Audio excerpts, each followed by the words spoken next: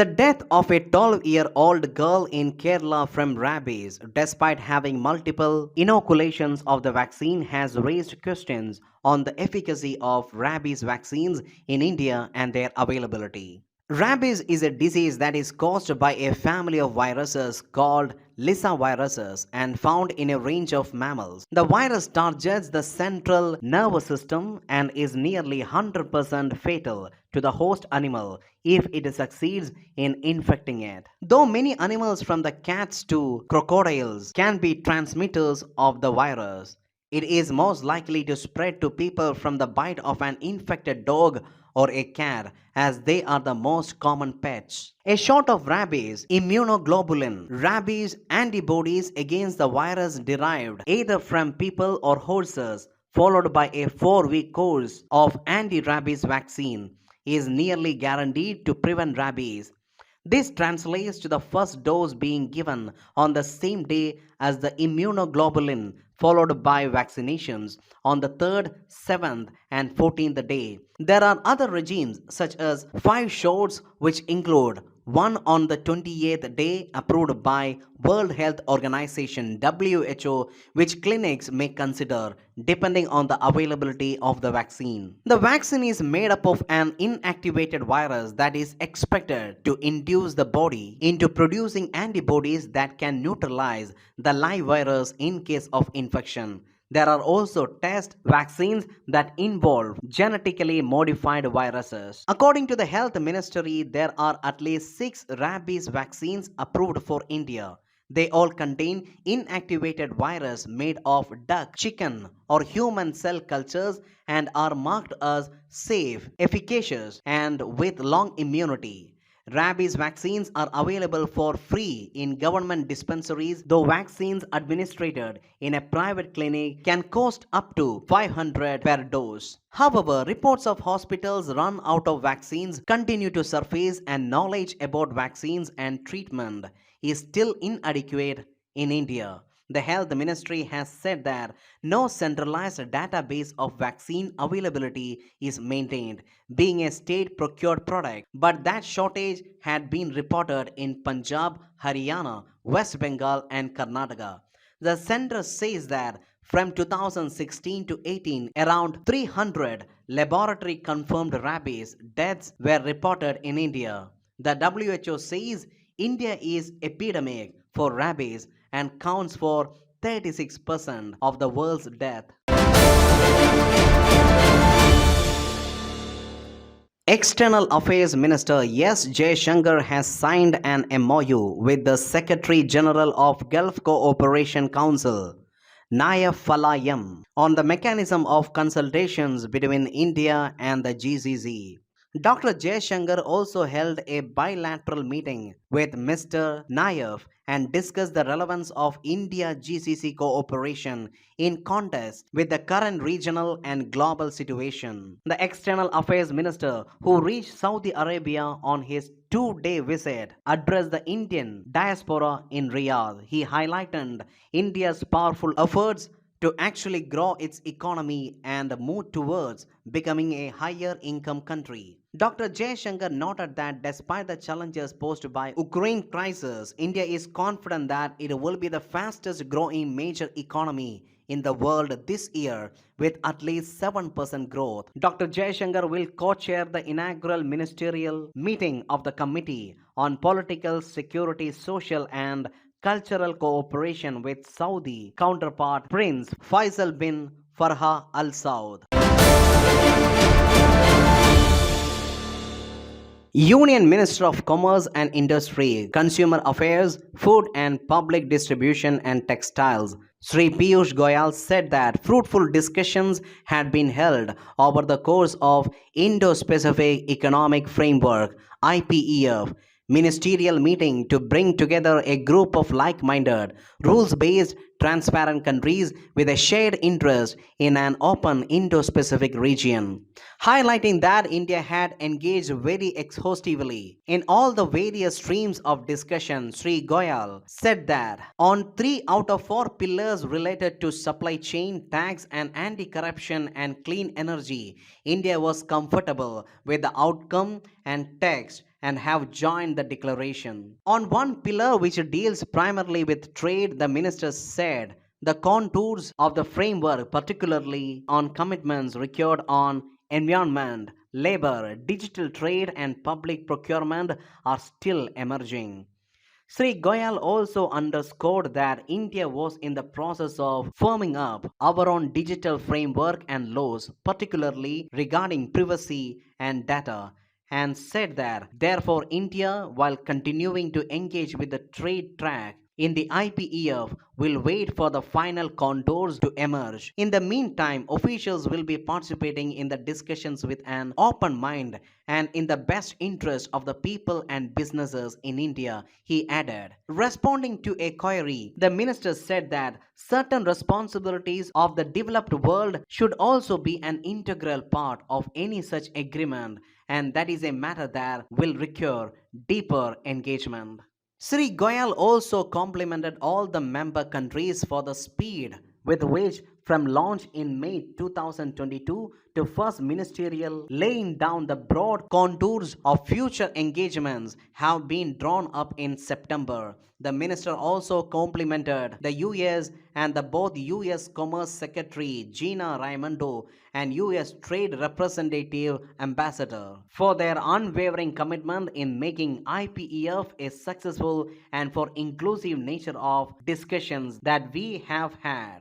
They have both been very supportive to India throughout the discussions and negotiations, he added. The minister expressed confidence that together this group of 14 countries will define the rules of trade among countries which believe in fair play, transparency, and rules based trading in the future. Our trade and investment ties have strengthened with the signing of economic cooperation and trade agreement discussed way to further boost bilateral trade and cooperation under IPEF, he tweeted. The Ministry of Women and Child Development has written to state governments asking them to immediately implement the revised adoption rules requiring adoption orders to be passed by district magistrates instead of courts with effect from September 1. The instructions come despite concerns raised over jurisdiction of DMS in civil matters such as inheritance and succession, as well as delays likely to be caused in cases where the court has already passed orders since September 1 or is likely to pass them shortly after having spent several months on the proceedings. All the cases pertaining to adoption matters pending before the courts shall be transferred to the district magistrates from the date of commencement of the rules, that is 1/9/2022. Secretary, Ministry of Women and Child Development wrote to Chief Secretaries of States and Union Territories on Monday. He urged for immediate compliance of the same so that there is no delay in passing the adoption orders. The center should have clarified what happens to the orders that have been passed between September 1 and September 12, and how should CARA and DMS deal with such cases. Courts were not informed about the amendments, and the center has also not yet notified Adoption Regulations 2022 detailing the process to be followed by the DMS, said Sidhu Naik, member Karnataka State Council for Child Welfare. Experts have drawn attention to the concern that when a child turns 18 and his or her inheritance rights are contested before a court, a judicial order is more tenable to secure entitlements. Parliament passed the Juvenile Justice, Care and Protection of Children Amendment Bill 2021 last year in order to amend Juvenile Justice Act JJ Act 2015. This authorized district magistrates and additional district magistrates to issue adoption orders under Section 61 of JJ Act by striking out the word court. This was done in order to ensure speedy disposal of cases and enhance accountability. Housing and Urban Affairs Minister Hardeep Singh Puri announced the results of India Water Pitch Pilot Scale Startup Challenge launched under Amrit 2.0 in March this year. A total of 76 startups have been selected out of 222 entries, which through their innovative ideas will help local civic bodies and water supply departments conserve water and resolve its scarcity. The minister declared the results in City Startup Partnership Summit for Water Scarcity organized by Ministry of Housing and Urban Affairs in New Delhi today.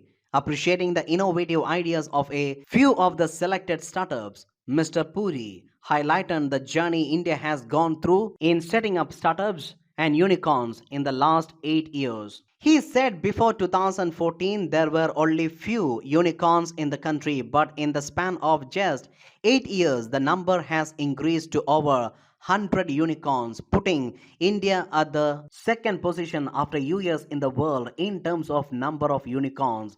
Mr. Puri said, despite the challenge posed by COVID-19 pandemic, India has done exponentially well in startup ecosystem. Reports said that the ministry extended this challenge under the name Startup Gateway. The challenge aims at empowering startups in the used water sector to grow through innovation and design that will drive sustainable economic growth and generate employment opportunities. Hundreds of startups, representatives, cities officials, academia, and students participated in City Startup Partnership Summit for Water Scarcity. Minister of State for Housing and Urban Affairs Kaushal Kishore was also present at the event. Union Health Ministry is planning to launch a nationwide mega voluntary blood donation drive called Raktadan Amard Mahotsav on September 17 with an aim to collect 1 lakh units of blood. The drive hopes to create a database of donors who can be called upon at times of emergency. The ministry has sent a letter to all the states and union territories stating that the drive would continue till October 1, the National Voluntary Blood Donation Day.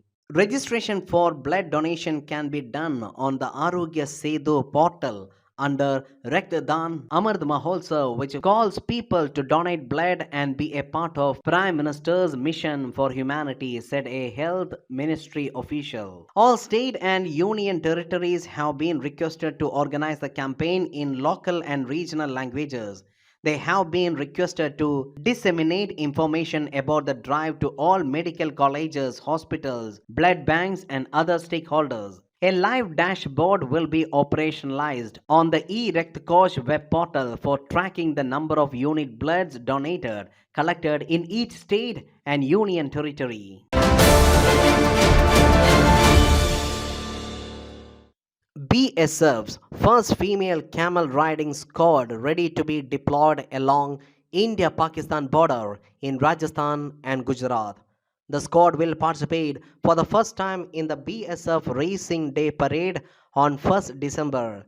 This squad will be the first of its kind in the world. The Border Security Force BSF is India's border guarding organization on its border with Pakistan and Bangladesh.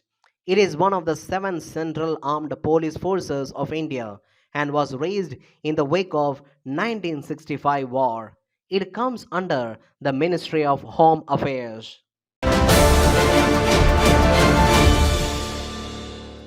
India's retail inflation resurged to 7% in August from 6.71% in July, fueled by a 7.62% uptake in food prices paid by consumers.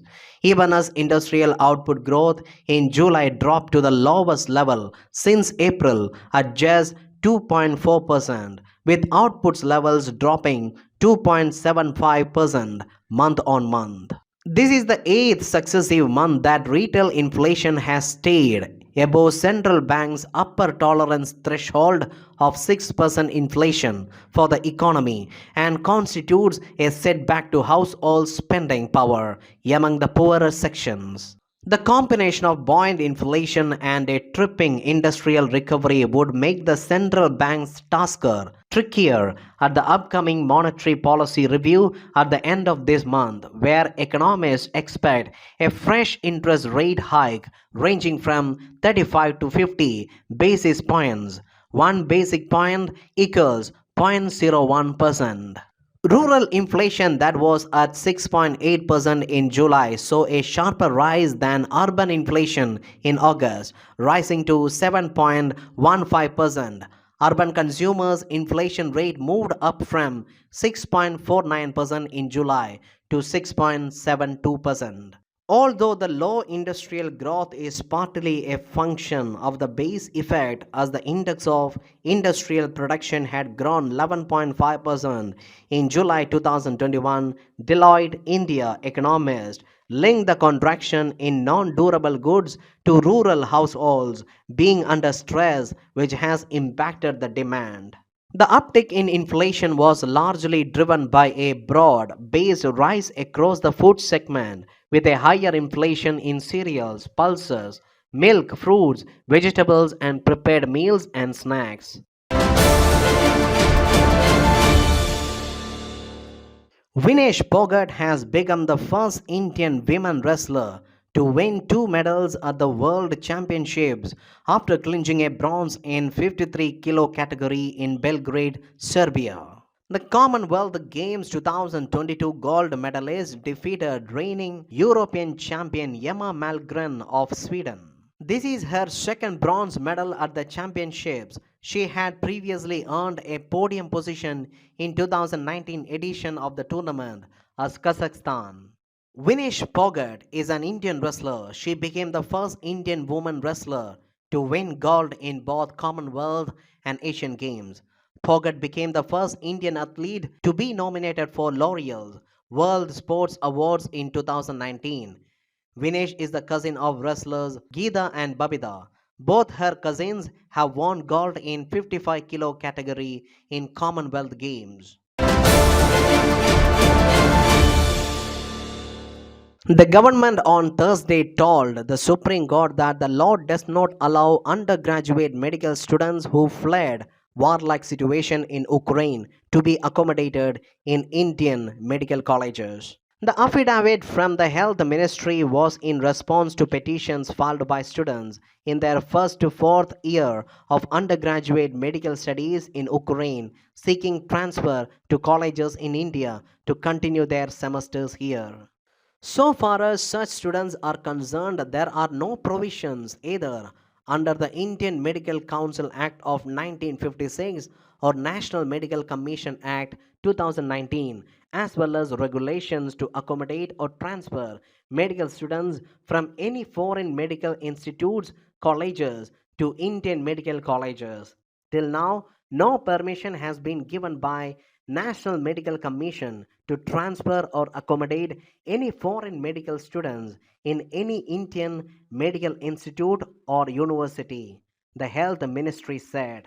However, the center said in order to aid and assist such returnee students who could not complete their MBBS course in Ukraine, the National Medical Commission, in consultation with the Ministry of External Affairs, has issued a public notice on September 9 indicating that the National Medical Commission would accept completion of their remaining course in other foreign countries with the approval of parent university in Ukraine. Further, after such completion, the certificate of course completion degree is expected to be issued by the parent institutions in Ukraine, the ministry affidavit said. The affidavit clarified that this global academic mobility program mentioned in September 9 public notice cannot be interpreted to mean accommodation of the Ukraine returned students in Indian colleges. The extant regulations in India do not permit migration of students from foreign universities to India. The public notice cannot be used as a backdoor entry into Indian colleges offering undergraduate courses, the government explained. The government said these students had left for foreign universities for two reasons: poor marks in national eligibility cum entrance test and affordability of medical education in foreign countries. In case these students with poor merit are allowed admission to premier medical colleges in India by default, there may be several litigations from desirous candidates who could not get seats in these colleges and have taken admission in either lesser known colleges or have been deprived of seat in medical colleges, the ministry affidavit reasoned. Besides these students, if admitted in Indian colleges, would again face the problem of affordability.